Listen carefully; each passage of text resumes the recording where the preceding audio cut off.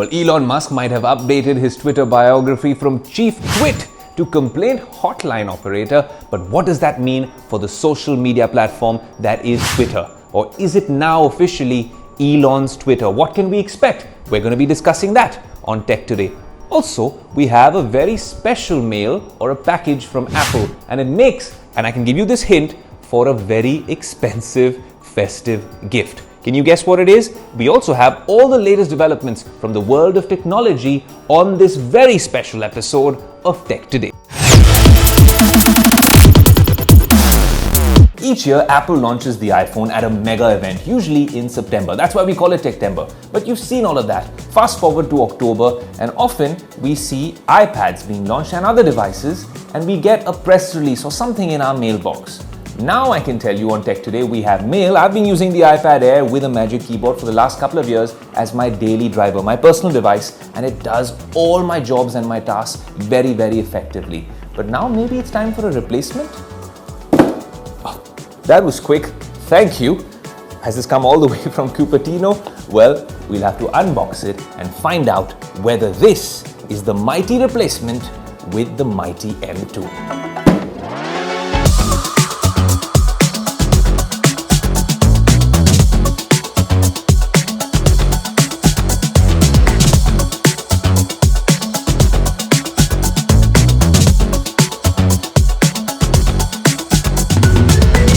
There you go, the iPad Pro with the mighty M2 chip. Not like the M1 iPad Pro was not overpowered. That was well ahead of its time. In fact, it's well ahead of other Windows laptops and even some of their iPads and of course Android tablets. I'm sure if you take this on many Geekbench scores, this will perform as well, but this is much faster than the M1. So that really begs the question, who is this for? Is this for the enthusiasts? Yes, it is. Is this for creators who want that ultra level experience? Yes, it is. But is it for someone who already has an iPad Pro? Spoiler alert, it's not. And I'll tell you why it is and why it isn't the right device for you in this review.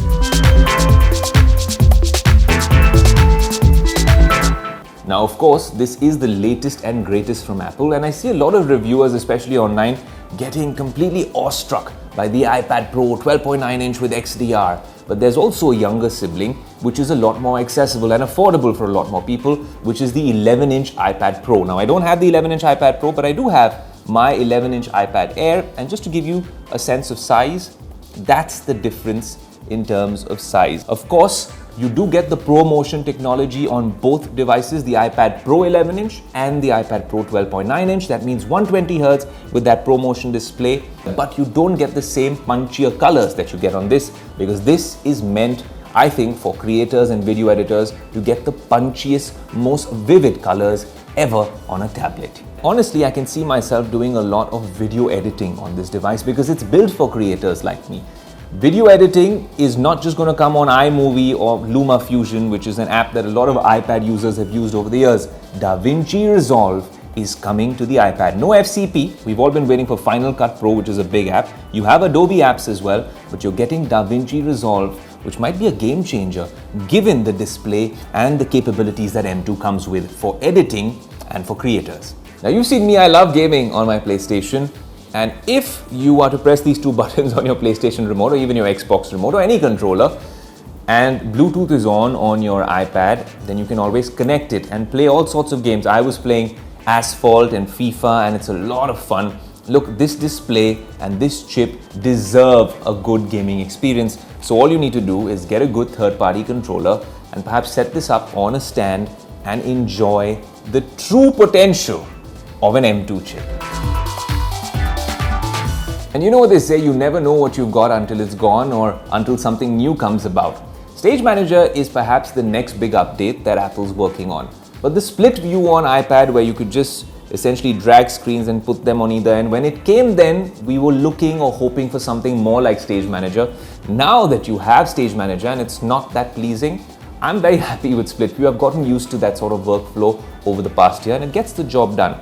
With the Apple Pencil, this one, second generation, I think this is the true game changer when Hover can be used for other sort of functionalities, maybe for illustrators, for designers. This is where all the magic will happen. So as I was showing you, this hover feature works even up to 12 mm away, and automatically, as soon as you bring the pencil close to the icon, it already lights up. It predicts what you're trying to do.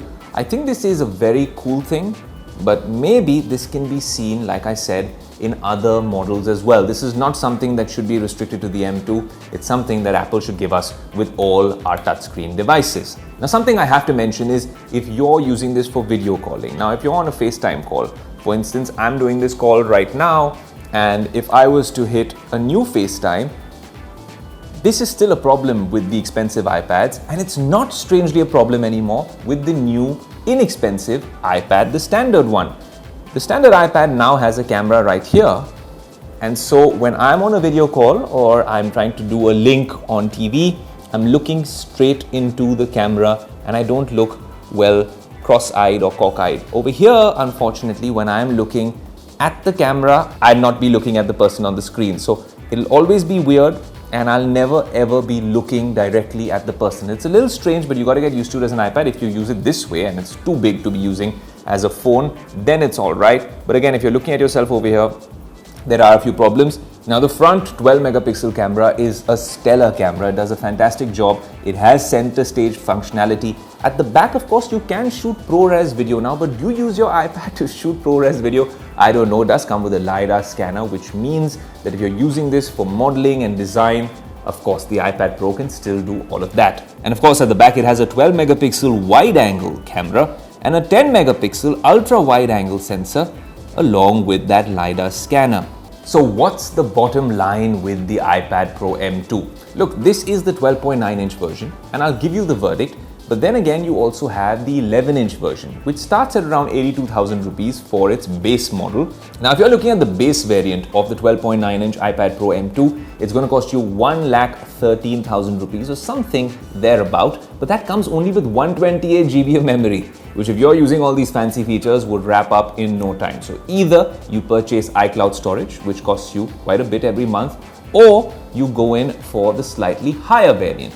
Now, the higher variants, of course, come in 256 GB, 512 GB, 1 terabyte, and then all the way up to the 2 terabyte option of the iPad Pro M2. That one, unfortunately, costs you over 2,23,000 rupees just for this tablet.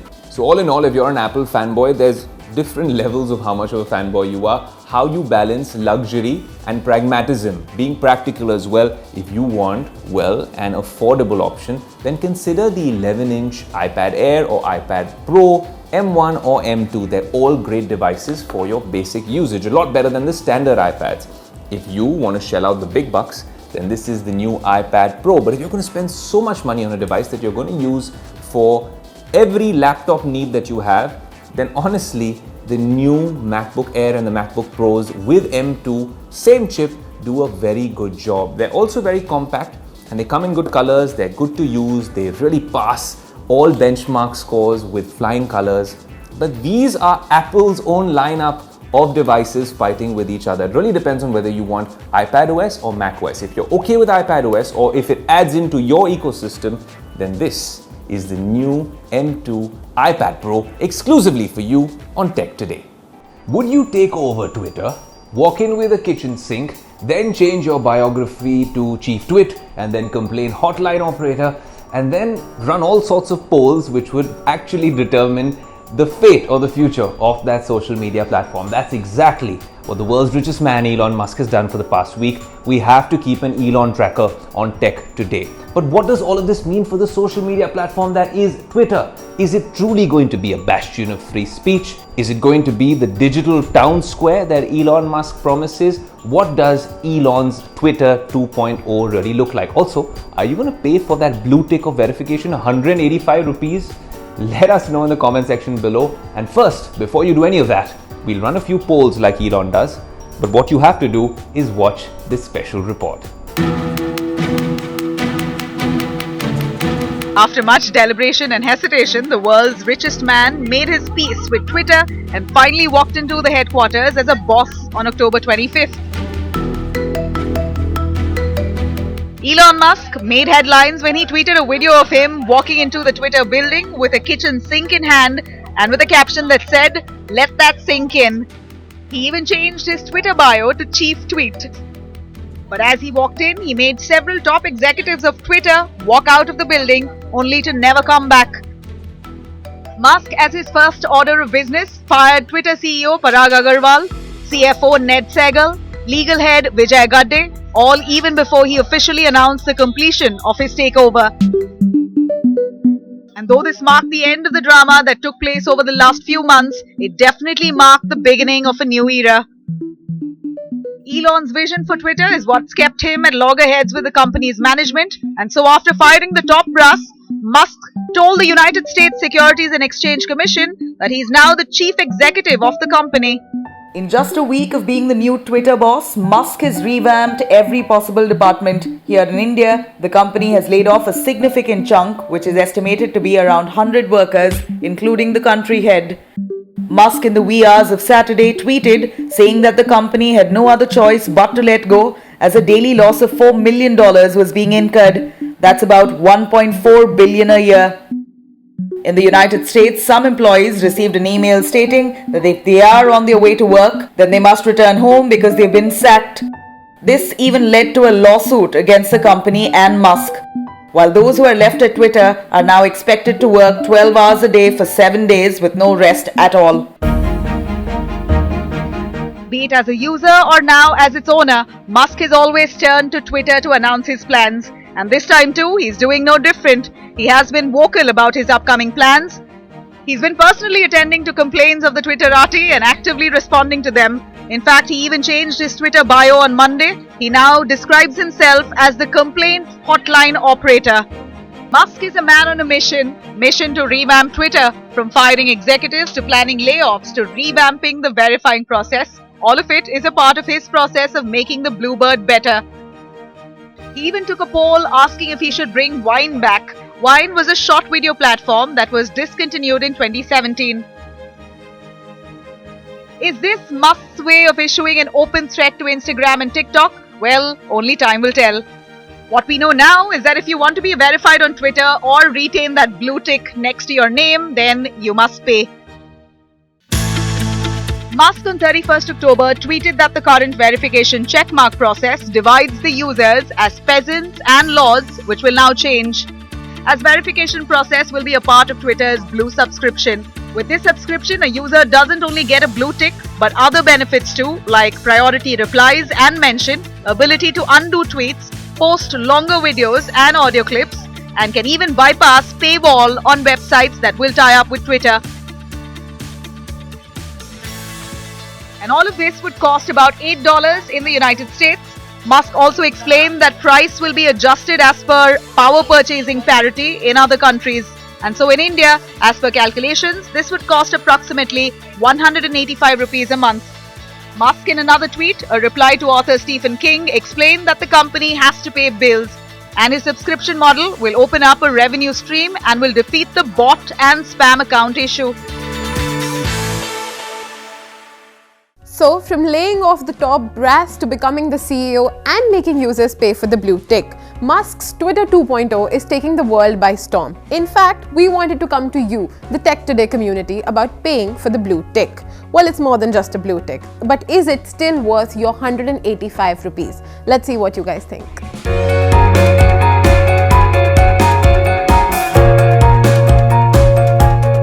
Do you think it's fair for users to pay about 185 rupees a month to get verified on Twitter? I feel it's not really worth it to put your money on Twitter because again, if you think you can be verified just by money, I feel like it's unfair for the people who are like working in efforts. No, actually not, because I didn't did anything to get a blue verification, and actually it symbolizes the celebrities, the actresses who actually have worked hard for their career, and plus it is the symbol to distinguish between the fake person and the real person. So I guess it's not a good idea to pay and get the blue verification tag. Like you're buying a blue tick, it's like winning a lottery, which is not worth it.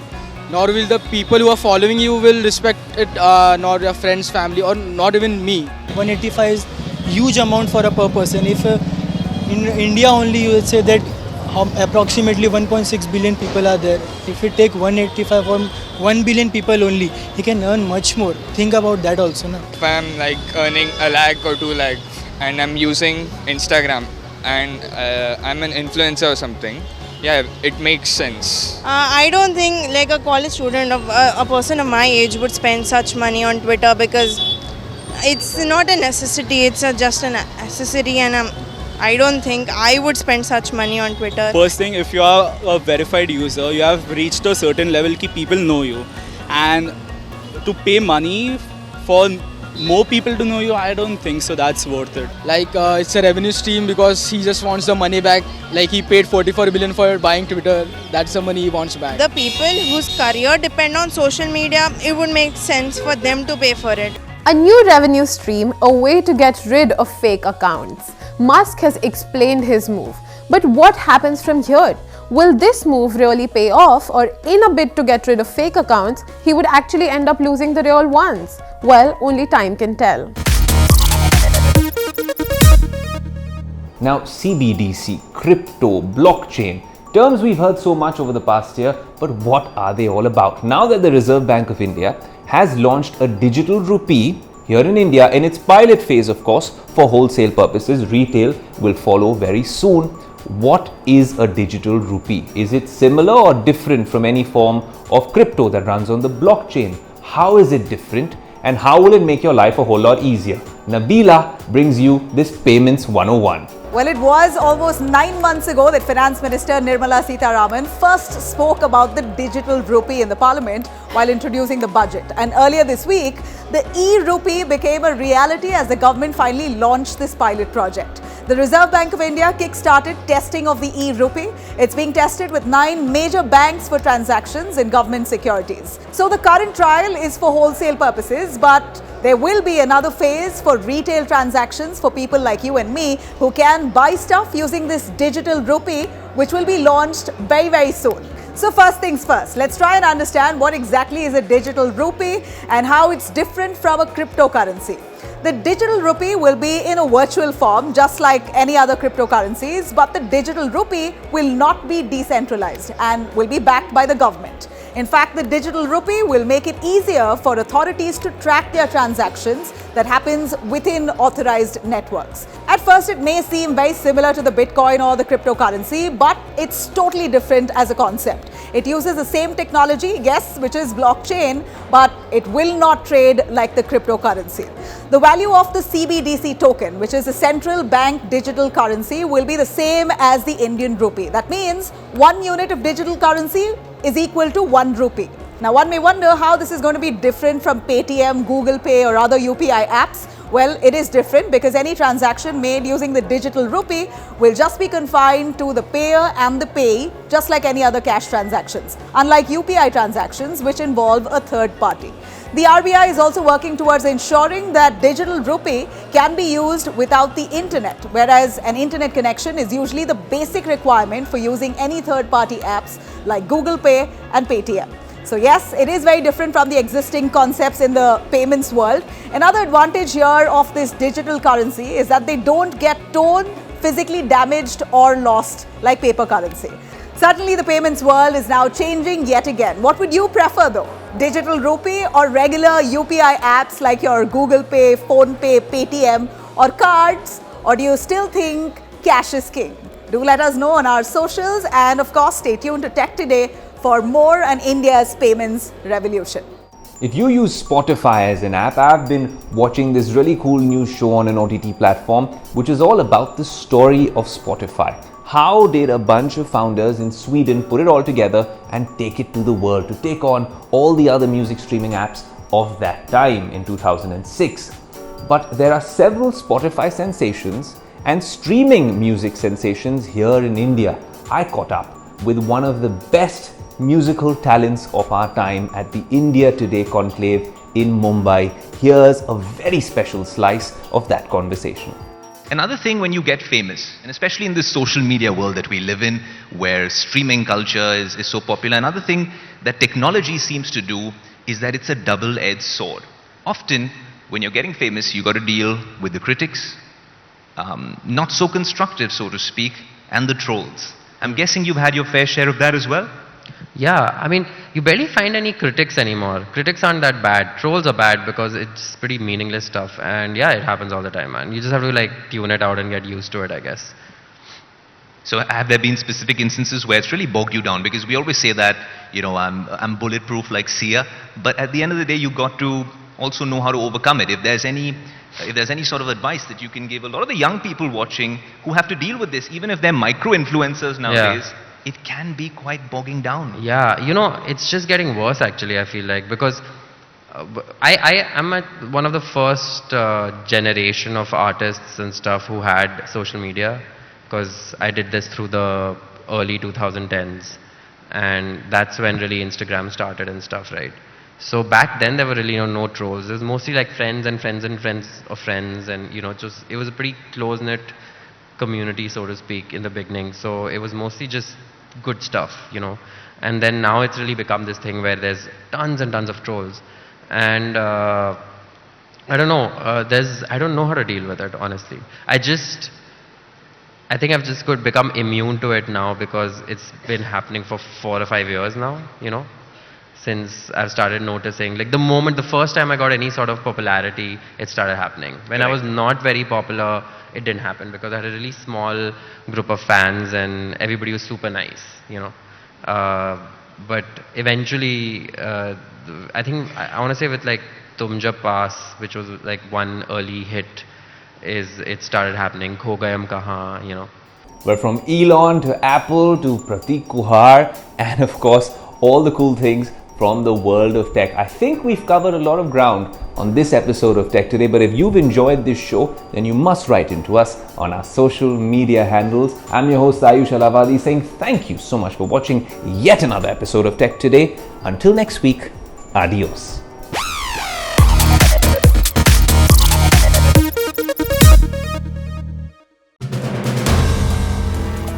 If you like the video, do like, comment, share and subscribe.